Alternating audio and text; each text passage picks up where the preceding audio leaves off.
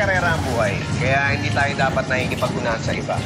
Kung lagi nating ikukumpara yung mga sarili natin sa mga taong nakakalabang sa atin, hindi tayo magiging masaya. May nagsabi nga na ang pinakamayamang tao daw sa mundo hindi yung may pinakamaraming pera at ari-arian, kundi yung taong kontento na sa mga bagay na meron siya. Ang simple lang naman kung gusto mong pagkatiwalaan ka, dapat maging tapat ka.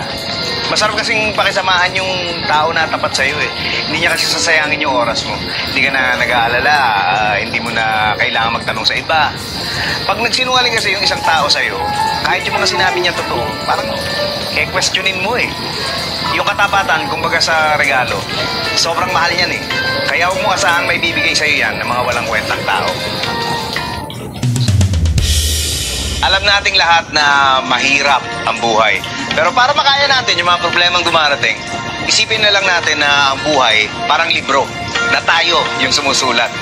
Bawat chapter, bawat problema, tayo ang gagawa. At kung nakagawa tayo ng problema, syempre, pati yung solusyon, kayang-kaya.